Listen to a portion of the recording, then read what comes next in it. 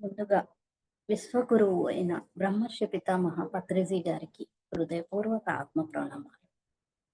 అలాగే మన యొక్క సీతాయనం శ్రీరామచంద్రుల వారికి, సీతమ్మ తల్లికి, హనుమకు హృదయపూర్వక ఆత్మ ప్రణామాలు తెలియజేసుకుంటూ వారిని ఇక్కడికి ఆహ్వానించుకుంటున్నాం. సద్గురుస్ మూమెంట్ వ్యవస్థాపకులైన వంశీ గారికి, ఇంత చక్కటి ప్లాట్ఫామ్ ఇచ్చిన వారికి, ఈ అవకాశం ఇచ్చిన హైమా మేడంకి, నాతోటి మిత్రులందరికీ కూడా హృదయపూర్వక సీతాయనం అసలైన రామాయణం అంటే సీతమ్మ వారు ఏం చేశారు అనేది మనకి ఇంతకాలానికి బయటికి వచ్చింది. అది తెలుసుకుంటూ ఉన్నాం. ఇప్పుడు సీతమ్మ వారు మళ్ళీ వనాలకు వచ్చిందంటే శ్రీరాముని యొక్క చెల్లెలు శాంత వస్తుందన్నమాట అమ్మవారి దగ్గరికి. ఆవిడ యొక్క ఆ పిల్లల్ని భూమి మీదకి తీసుకురావడానికి తను సపోర్ట్ గా అక్కడ ఉంటుంది. ఆ కారణాలన్నీ, తను రావడానికి కారణాలన్నీ కూడా చెప్తూ ఉంది. చూడండి, అక్కడ ఒక మాట చెప్తారు సీతమ్మ వారు. ఏంటంటే, ఈ పరిస్థితికి కారణమైన దాన్ని నీకు చూపిస్తాను అని చెప్పి. అంటే మన యొక్క పరిస్థితులకు కూడా కారణం, మూలం ఎక్కడో ఉంది. అది చక్కగా వంశీ గారు మనకి కళల ద్వారా చూసుకోవటం, మనకున్న ఏవైతే ఇబ్బందులు ఉన్నాయో అవన్నీ కూడా క్లియర్ చేసుకోవటం జరుగుతుంది. అదే ఇక్కడ సీతమ్మ వారు శాంతకి చెప్తుందన్నమాట. భృగు మహర్షి శాపం, ఉసాన మరణం, అది వీళ్ళు తీసుకోవడం, అది లోక కళ్యాణంగా మార్చుకున్నారు ఇక్కడ. అది ఇంపార్టెంట్. అంటే ఏది కూడా శిక్ష కాదు, శిక్షణ మనకిస్తుంది. మనం చేసిన ఆ తప్పుని మనం కొంత అనుభవించి దాని ద్వారా ఆ పెయిన్ని ఎలా ఉంటుందనేది తెలుసుకొని, ఇంకా ఎప్పుడైతే అది తెలుసుకుంటున్నామో ఇంకా తప్పు చేయకుండా ఉంటాం కదా. ఈ విధంగా మనం ఎంతో జ్ఞానాన్ని వంశీ గారి నుంచి మనం తీసుకోవటం జరుగుతుంది. అలాగే అమ్మ జంతువుల పట్ల, ప్రకృతి పట్ల ఎంతో ప్రేమ, కరుణ ఇవన్నీ కూడా ఇస్తూ ఉంది. సోమ చెప్తుందనమాట, విందు కోసమే ఈ అడవులకు వచ్చామా అని చెప్పి. అంటే అంటే సోమ సీతమ్మ వారిని తను కొంత తెలుసుకోగలదన్నమాట. పదే పదే ఎందుకు చెప్తున్నావు ఆ విషయం, అంటే తను చేస్తున్న దాన్ని కూడా మాత ఆ విషయాన్ని ప్రస్తావించనివ్వట్లేదన్నమాట. అంటే తను బెనిఫిట్ పొందటం. అంటే మనం చూడండి, కొంచెం పని చేసినా, ఏదన్నా చేసినా నేను ఇది చేశాను, నేను చేశాను అని చెప్పుకుంటాం. కానీ అమ్మ ఇక్కడ అది చెప్పుకోవటానికి ఇష్టపడట్లేదు. నాకు ఒక చిన్నది అనుభవం. చిన్నప్పుడు ఏంటంటే, మరీ చిన్నప్పుడేం కాదు కానీ ఎక్కడో విన్నాను. ఇప్పుడు మనం దేనికన్నా అంటే గుళ్ళకి కానీ ఎవరన్నా ఇంటి దగ్గరికి వస్తూ ఉంటారు కదా, దేవుడి విగ్రహాలు పెట్టుకొని. అట్లా వచ్చినప్పుడు డబ్బులు ఇస్తూ ఉంటారు అందరూ, సహాయం చేయండి, మేము ఇలా గుళ్ళు కట్టుకుంటున్నాం. అయితే నేను ఎక్కడ విన్నాను, అలా చెప్పుకోకూడదు ఆ పేరు. అంటే నేను ఇచ్చాను ఇంత అని చెప్పి చెప్తూ ఉంటారు అక్కడ. హ్మ్. అయితే నాకు అక్కడ ఏంటంటే, వాళ్ళు ఇది పలానా వ్యక్తి ఇంత ఇచ్చారు, వాళ్ళని వాడి కుటుంబాన్ని ఆ దేవుడు చల్లగా చూడుగాక అంటే నేనేమనుకున్నా, అంటే మిగతా వాళ్ళని చూడొద్దా అని అది ఎందుకో వచ్చేదనమాట నాకు. మా ఇంట్లో వాళ్ళు ఏంటంటే, ఏదన్నా పని మీద ఉండి నాకిచ్చి ఇచ్చిరా అంటే ఇంటి ముందుకొచ్చినప్పుడు ఎళ్తే ఇచ్చేసి మేలకుండా వచ్చేస్తారు. పేరు చెప్పను. వాళ్ళు అడుగుతారు, అమ్మ పేరు చెప్పండి. పేరు లేదు, ఏమి లేదు, ఏమొద్దు చెప్పొద్దు అని ఎళ్ళిపోయేదాన్ని. హ్మ్. అంటే అది ఎక్కడో బీజం పడిందనమాట కొంచెం. అంటే అమ్మకి ఇప్పుడు అమ్మ చెప్పుకోవట్లేదు నేనేం చేశాననేది. ఈ రోజున మనకి వచ్చిందనమాట పత్రిజీ గారి దయ వల్ల. లీనా మెరియం గారిచ్చిన ఈ సత్యాన్ని వెల్లడి చేయటం వల్ల. అంటే ఇలాంటివన్నీ మనలో కూడా చాలా ఉన్నాయి. అంటే అమ్మని అనుసరిస్తున్నాం మనం అని ఇది నా చిన్న అనుభవం అనమాట. ఈ కథంతా సోమ వీళ్ళకి చెప్తూ ఉన్నప్పుడు అనసూయ ఏంటంటే, ఆ మాటలన్నీ విని ఈమె లోపల ఉప్పొంగిపోతుందనమాట ఆనందం. అయితే అది సోమ ద్వారా వినటం వల్లేంటంటే, ఇంకా చాలా నాకు చాలా ఆనందంగుంది అని జెప్పి ఇదంతా చెప్పటం గూడా సోమ చాలా హ్యాపీగా ఫీలవుతదనమాట.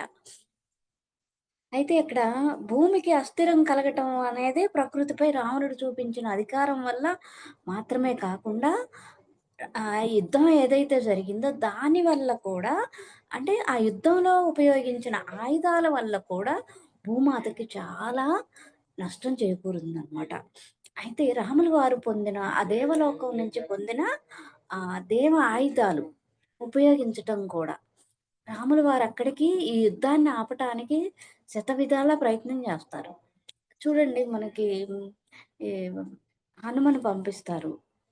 దూతగా వస్తాడు. ఉ అంటే అన్ని రకాలుగా ప్రయత్నాలు జరిగినియి. యుద్ధం వల్ల ఏమవుతుంది? ఆ ఆయుధాల ప్రభావం ఎంతోమంది చనిపోతారు. ఇవన్నీ కూడా ఆలోచించి ఆయన ఎంతో ప్రయత్నాలు జేస్తారు. కానీ అదంతా జరగదనమాట. చివరికేంటి రావణాసురుడిని చంపక తప్పలేదనమాట రాముల. అప్పటికి కూడా ఆయన ఆ ఆయుధాల్ని మరింత హానికరం కాకుండా చాలా జాగ్రత్తగా ఉపయోగించినా కానీ, ఆ భూమాతకి భూమి మీద ఆ ప్రభావం చాలా పడుతుందనమాట. ఆ రేడియేషన్ వల్ల.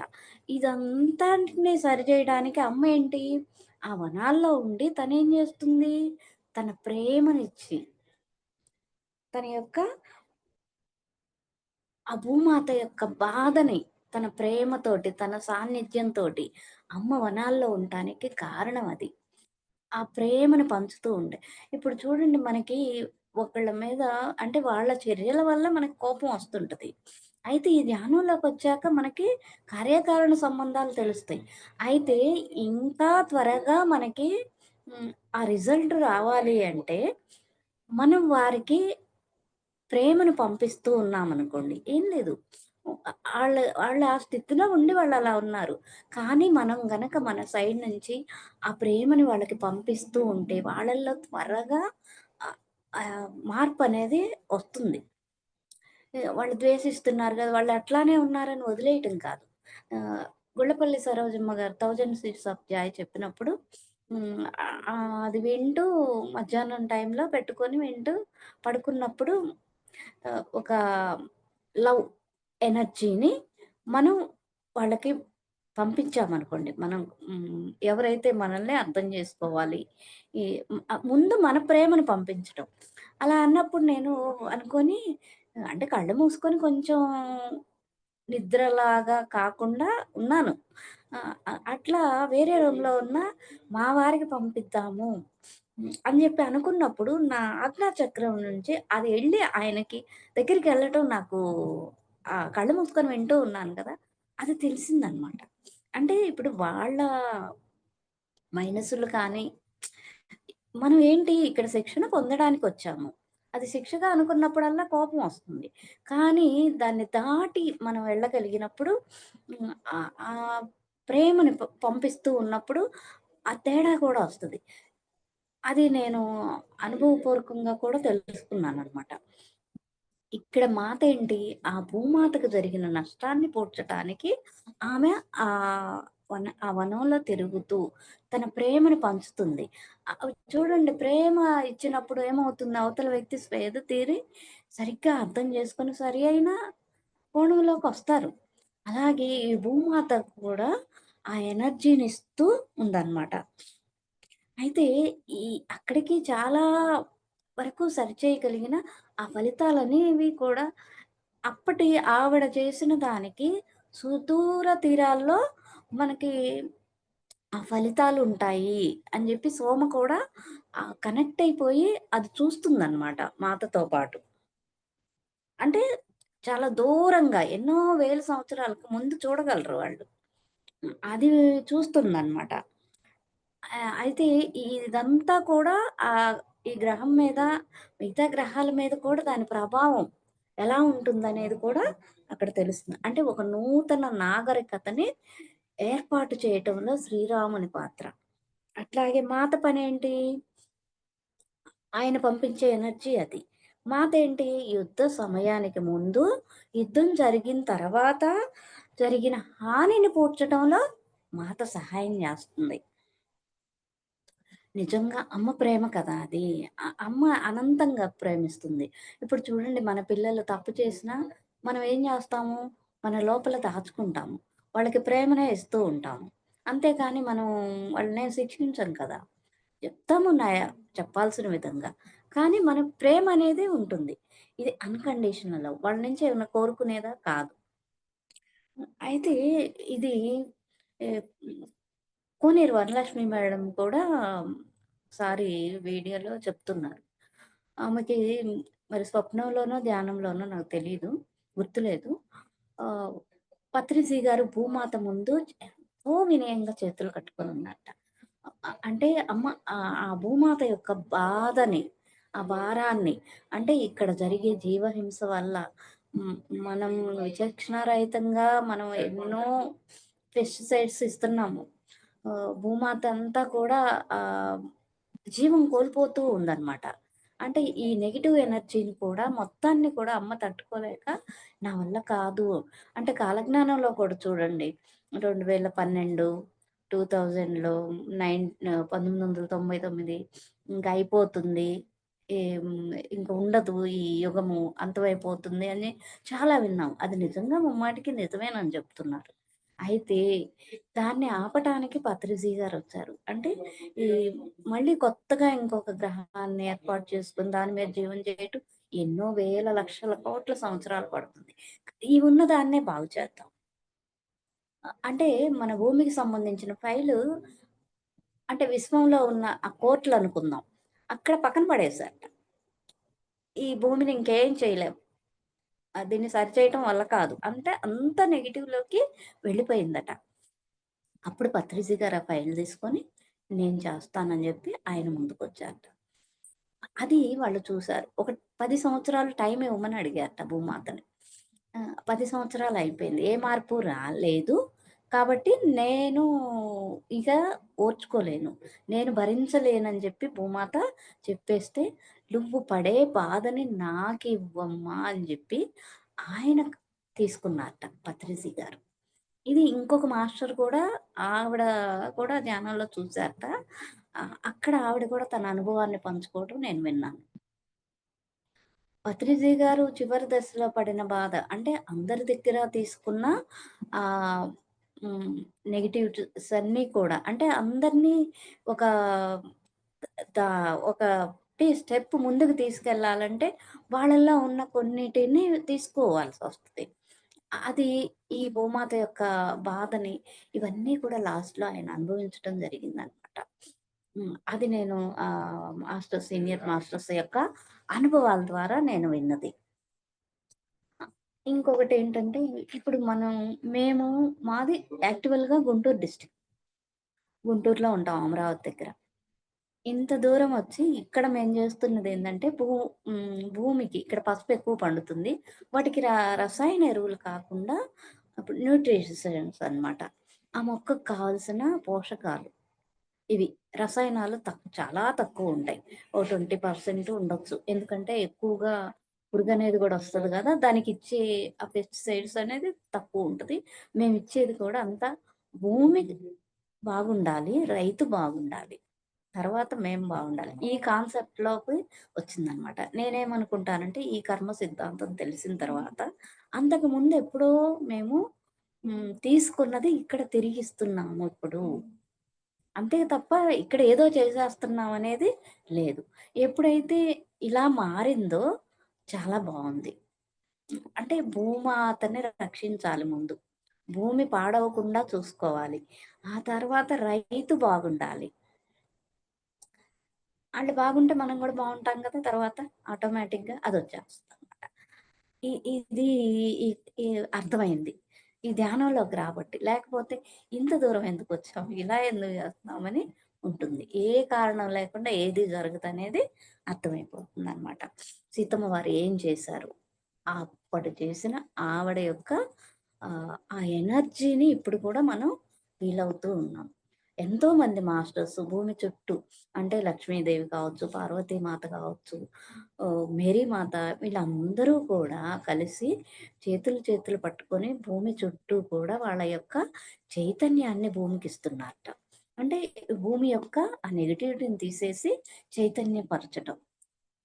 ఆ ఎనర్జీని పంపిస్తున్నట్ట. 'థౌసండ్ సీడ్స్ ఆఫ్ జాయ్‌లో ఆనంద్ కరుణేష్ గారుది నేను విన్నాను, చదివాను కూడా. ఇది భూమి యొక్క సీతామాత యొక్క చేసింది. తర్వాత లవకుశుల యొక్క విద్యాభ్యాసం. ఆమె పిల్లలు పుట్టిన మొదటి సంవత్సరాల్లో మాత వాళ్ళని ఎక్కువగా చూసుకోవటంలోనే అంటే తన అవసరం ఆ పసిపిల్లలకి కదా! అదంతా కూడా ఒక సంవత్సరం పాటు అమ్మ ఆ పిల్లల్ని చూసుకోవటం జరుగుతూ ఉంది. అప్పుడప్పుడు రాముల వారొచ్చి కూడా వెళ్ళేవాళ్ళు. సీతామాతని, లవకుశులని చూసుకొని వెళ్ళేవాళ్ళు. ఆ సంవత్సరాలు చాలా ఆనందంగా గడిచిపోయాయి వాళ్ళకి. అయితే పిల్లలకు పాకటం వచ్చిన తర్వాత వెంటనే వాళ్ళు అడవుల్లో, నేల మీద పాకుతూ అంటే చేతికి అందిన చిన్న చిన్న కీటకాలను పట్టుకొని చాలా పరిశీలనగా చూసేవాళ్ళట. అంటే అంతా గూడా ఈ ప్రకృతిలో భాగంగానే భావించేది. వాళ్ళలో ధైర్య సాహసాలు నింపాలి. అమ్మమ్మ ముట్టుకోవద్దు, పట్టుకోవద్దు. మనమేం జేస్తాం వాటిని పట్టుకోనివ్వము. మట్టవుతుంది అని కిందకి కూడా దించం. నేను అలాగే పెంచాను. కానీ అది తప్పని ఇప్పుడు అర్థమవుతుంది. అంటే వాళ్ళని అడవుల్లోకి కూడా ఎళ్ళనిచ్చేది. అంటే కొంచెం పెద్ద పెద్ద కొండలుంటాయి గదా! పాకటం వచ్చిన తర్వాత. ఆ కొండల మీదకి కూడా వాళ్ళని ఎక్కనిచ్చేది. అట్లానే పెద్ద పెద్ద పక్షులకు కూడా దగ్గరగా వెళ్ళనిచ్చేది. తోటి ఆ పిల్లల్ని మూవ్ అవ్వనిచ్చేదనమాట. చాలా రకాలు. అంటే మళ్ళీ చెట్లను కూడా వాళ్ళు ఎక్కనిచ్చేదనమాట. ఇదంతా కూడా తన సమక్షంలో మాత్రమే చేయనిచ్చేది. అయితే ఈ సోమ కొంచెం అప్పుడప్పుడు భయపడేది. సహజమే కదా! పిల్లలకేమవుతుందో, అంటే ఆ పక్షులు ఎలా బిహేవ్ జేస్తాయో, జారి పడిపోవచ్చు. ఇవన్నీ భయాలుంటాయి గదా! అట్లా సోమ భయపడ్డప్పుడు చెప్తుందనమాట. సోమని శాంతపరిచేసి, "వాళ్ళు రాముని పిల్లలు. వారికి వాళ్ళ సామర్థ్యం తెలుసు." ఇక్కడ నాకు బాగా అర్థమైందేంటంటే, ఇప్పుడు మనం ఏమనుకుంటాం, మన తల్లిదండ్రుల నుంచొచ్చినయి దేహాలు, కానీ తయారు చేసిందెవరు? మన శరీరాలను కానీ, మన చైతన్యం ఎక్కడిది? ఆ మహా చైతన్యం నుంచొచ్చిన మనం ఒక చిన్న చైతన్యాలు. మనలో కూడా ఇంత సృష్టి చేయగలిగిన ఆ మహా చైతన్యంలో ఉండే సామర్థ్యం మనలో ఉందా లేదా? ఉంటుంది కదా! తప్పకుండా. కానీ మనం జేస్తున్న పొరపాటేంటంటే, మన తల్లిదండ్రులు గావచ్చు, మనం గావచ్చు. వాళ్ళ మీద ఏమి కింద పడితే దెబ్బ తగులుతదేమో, ఏదన్నా ఎక్కితే అంటే ప్రేమతోటే మనం చేస్తున్నాం. కానీ వాళ్ళలో సామర్థ్యాన్ని పెంపొందించాలంటే వాళ్ళని దగ్గరుండి మనం వాళ్ళ పనులు చేయనివ్వాలి. చేసినప్పుడే వాళ్ళకి వస్తదనమాట. దీనికి ఏంటంటే నేను నాకంటే ముందు 5గురు అన్నయ్యలు. ఒక ఇద్దరు చిన్నగానే ఉన్నప్పుడు చనిపోయారు. అంటే అమ్మాయి కావాలనే ఉంచుకున్నారనమాట. అట్లా నేను పుట్టిన తర్వాత అంటే ఎక్కువగా వాళ్ళు బయటికి వ్యక్తం చేయరు కానీ లోపల చూపించేవాళ్ళు. నేను సన్నగా ఉంటానా, నేనేమి పని చేయలేనని అట్లా పెంచటం జరిగిందనమాట. నాకేంటంటే పని జేయాలంటే అదొక యజ్ఞంలాగా. మళ్ళీ ఇంట్లో ఉండేది మేమే. ఎక్కువ మందికి చేసేది కూడా లేదు. కానీ నాకది చాలా భారంగా ఉండేది. ఎందుకు వాళ్ళు అలా పైకి అనకపోయినా ఆ ఆలోచనల్లో కూడా చేరతాయి గదా! అవన్నీ నేను లోపలికి రిసీవ్ చేసుకోవటం వల్ల నాకు చాలా కష్టంగా కూడా ఉండేదనమాట. హ్మ్. అట్లాంటిది ఈ మెడిటేషన్‌లోకొచ్చాక ఈ చైతన్యం వృద్ధి అవుతూ, అవుతూ దాన్ని చిన్నంగా దాటటం జరుగుతుంది. అంటే నాకు రోజంతా సరిపోయేది. చేస్తూనే ఉండేదాన్ని. మా పిల్లలు కూడా ఎగతాళి చేసేవాళ్ళనమాట. "ఎంతసేపు జేస్తావు" అని. అంటే ఇక అట్లా అలా అయిపోయిందనమాట. అందుకే పిల్లల్ని వాళ్ళని ఉత్సాహంగా వాళ్ళని పెంచాలి అనేది అర్థమవుతుంది. వాళ్ళ సామర్థ్యాన్ని గుర్తించాలి. ఎందుకంటే వాళ్ళు సమర్థులు. మనం చిన్నగా ఉన్నప్పుడు మనం కేర్ తీసుకోవాలి. వాళ్ళ దగ్గరుండాలి. ఆ తర్వాత ప్రోత్సహించాలి. ఇది నాకు బాగా అవగతమైందనమాట ఇందులో. ఆమె మొదటి సంవత్సరంలో వాళ్ళకి నేర్పిన విద్య అదనమాట.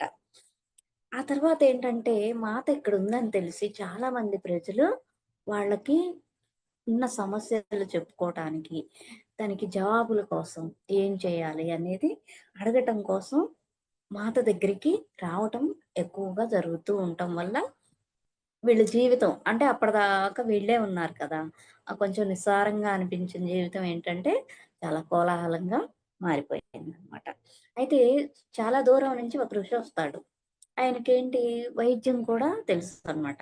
మొక్కల ద్వారా ఒక మొక్క ద్వారా శరీరంలో ఉన్న అసమతుల్యతలన్నీ తగ్గించి ఎనర్జిటీగా ఉండే ఒక మొక్క అది కావాలి.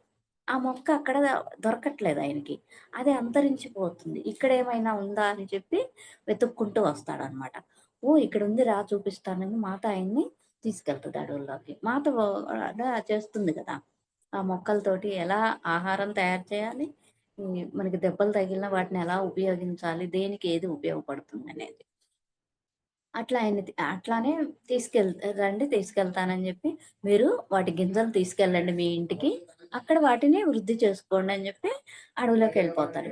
చాలా సమయం గడిచిపోతది. చూస్తూ ఉంటది. ఎంతసేపటికి రాలేదని కొంచెం కంగారు పడతది. అయితే వీళ్ళు చీకటి పడేలోపు ఒక బుట్ట నిండా కొన్ని మొక్కలతోటి మాత, ఋషి ఇద్దరు వస్తూ ఉంటారనమాట. ఇంకా సోమ ఊపిరి పీల్చుకొని అయితే మీరు వెతికే మొక్క దొరికినట్లుందే అంటే, ఇప్పుడు మాత చెప్తుంది. ఆయన చెప్పింది నిజమే.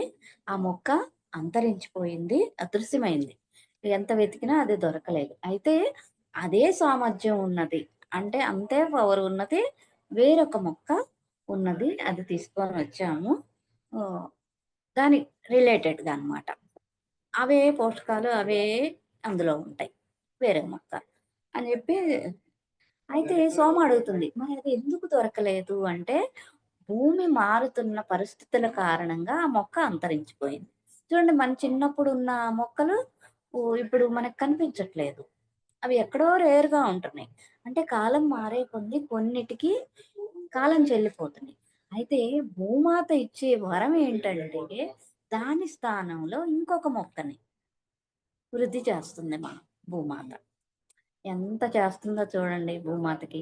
ఎన్ని కృతజ్ఞతలు మనం తెలియజేసుకోవాలంటారు. ఎన్ని చేసుకున్నా కూడా తక్కువే అనిపిస్తది.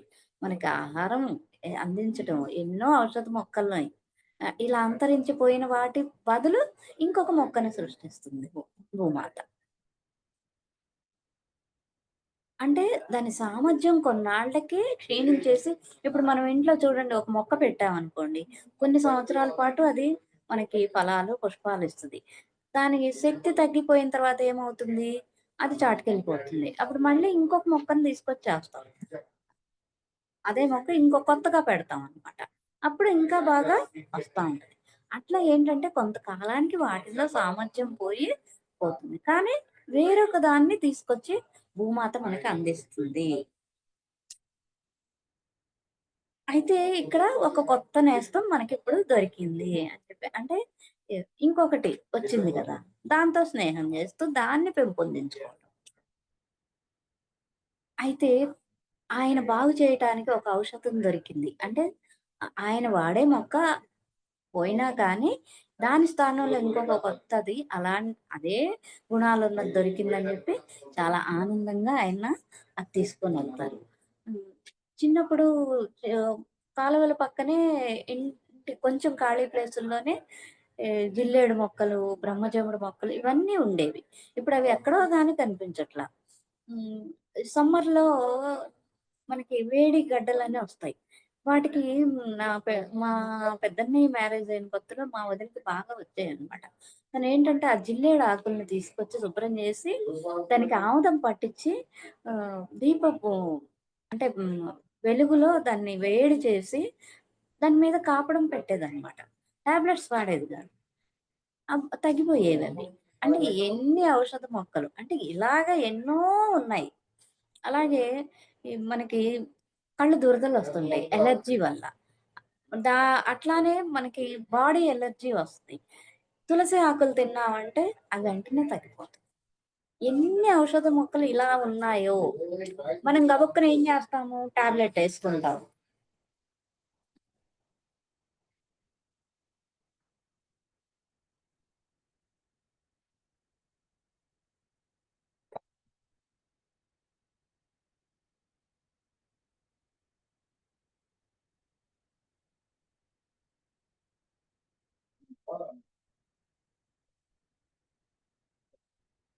తర్వాత చాలా సంవత్సరాలయిన తర్వాత హ్మ్.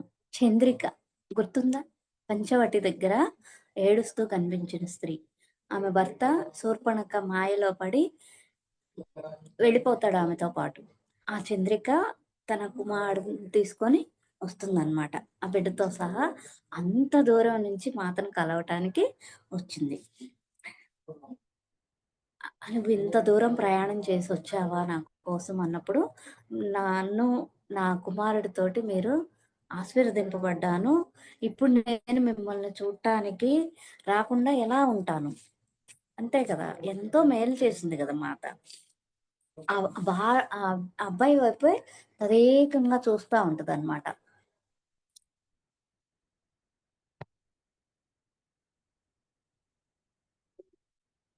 అలా చూసి ఇతను మంచి మనిషి చంద్రిక. అంటే అతిశయం అనే బలహీనత అతనిలో ఉంది. శూర్పణఖ ఏం చేసింది? ఆ బలహీనతని బయటికి తీసుకొచ్చిందనమాట. ఆవిడ చేసిన పని అది. అంటే మన లోపల అన్నీ ఉంటాయి బలహీనతలు. ఆ బలహీనతని ఆవిడ వాడుకుందనమాట. అయితే అతను పాఠం నేర్చుకున్నాడు. మళ్ళీ ఆవిడ వదిలేసి ఎళ్ళిపోయింది కదా! దానివల్ల ఏమిటి? తను చేసిన తప్పు తను తెలుసుకొని తను చనిపోవటం జరిగింది నదిలో పడి. అయితే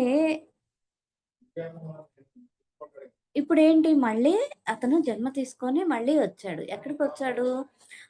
తను ఎలా అయితే ఒక భార్యని వదిలేసి ఎళ్ళిపోయాడో, అలాగే తను చనిపోయిన తర్వాత జన్మ తీసుకున్నప్పుడు తన తల్లి కూడా అతన్ని అలాగే అడవుల్లో వదిలేసి ఎళ్ళిపోతది. అప్పుడు అక్కడ ఉన్న ఆ అబ్బాయిని తీసుకొచ్చి ఈ చంద్రిక పెంచుతుంది. తనకి తెలుసు ముందే చెప్పారు గదా! రాముల వారు, సీతమ్మ తల్లి. ఇప్పుడేంటి అతనికి మళ్ళీ ఆ కర్మ పరీక్ష ఎదురవుతది. ఏదైతే చేశాడో అదే ఇప్పుడు మళ్ళీ ఎదుర్కోవాలి. ఆ పరీక్షలో అతను ఉత్తీర్ణత పొందుతాడు. ఎందుకంటే ఇక తప్పు చేయడు. అతను పూర్తిగా పశ్చాత్తాపంతోటే తన బాడీ వెకేట్ చేశాడు కాబట్టి ఆ తప్పు ఇక చేయడు. అయితే నిన్ను ఇంక వదిలేసి వెళ్ళకుండా నువ్వు ఏ మార్గాన్నయితే అనుసరిస్తున్నావో, ఈ ఋషి మార్గాన్ని, అతని జీవితాంతం అదే మార్గంలో నడుస్తాడు. అంటే అతను గత జన్మలో ఏ అతిశయం అయితే లోబరుచుకుందో, దాని మీద అతను ఆధిపత్యం పొందాడు. అది సీతమ్మ వారు ఇదంతా చెప్తుంది. ఇది నేను యాక్చువల్‌గా మా పాప వల్ల నేనొచ్చాను. ఇంతకు ముందు కూడా చెప్పాను.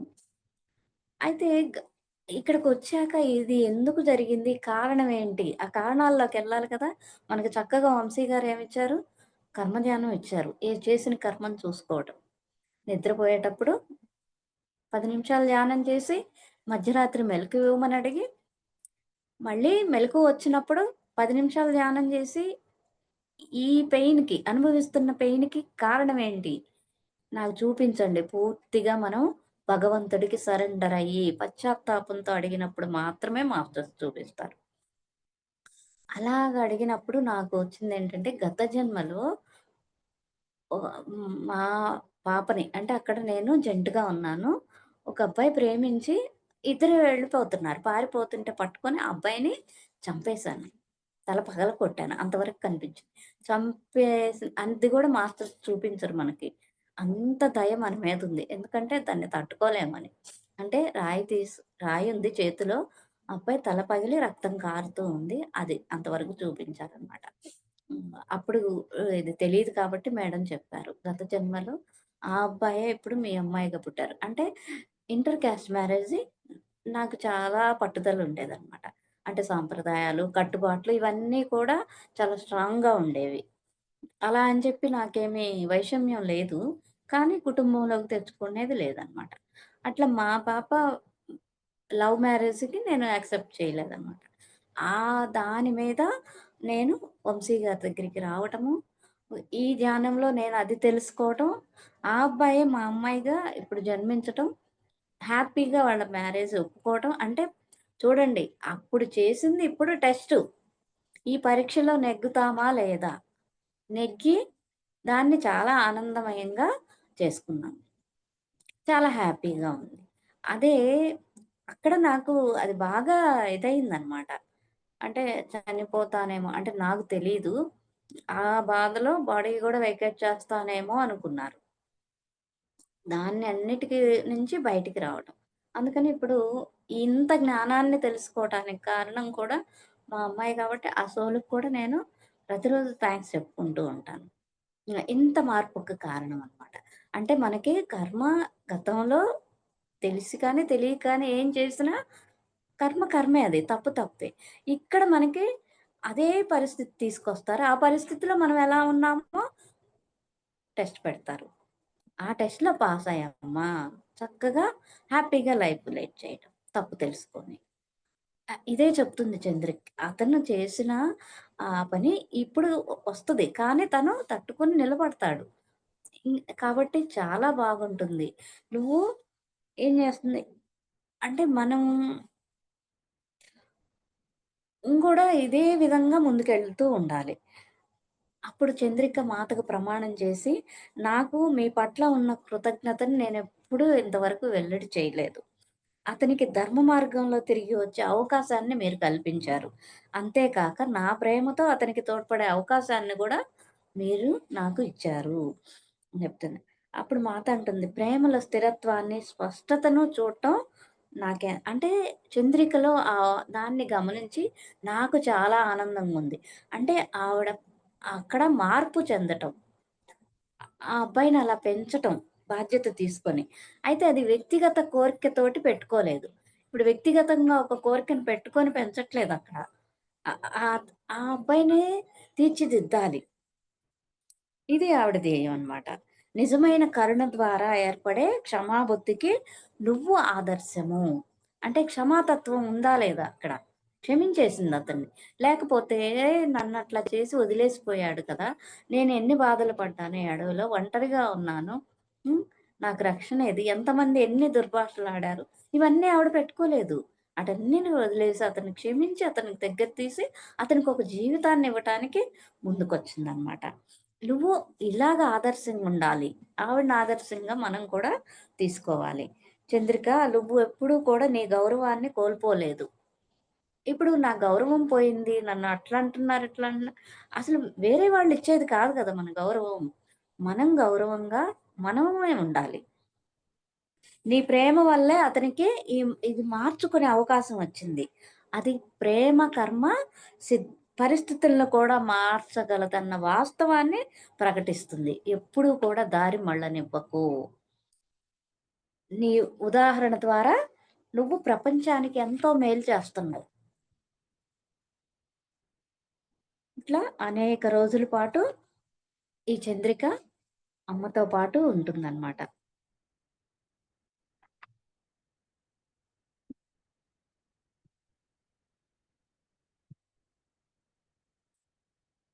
Okay masters. నాకింతటి చక్కటి అవకాశాన్నిచ్చిన సద్గురుస్ మూమెంట్‌కి, హైమా మేడం గారికి, ఇంత శ్రద్ధగా విన్న మీ అందరికీ కూడా హృదయపూర్వక కృతజ్ఞతలు తెలియజేసుకుంటున్నాను. Thank you masters. Thank you. Thank you so much.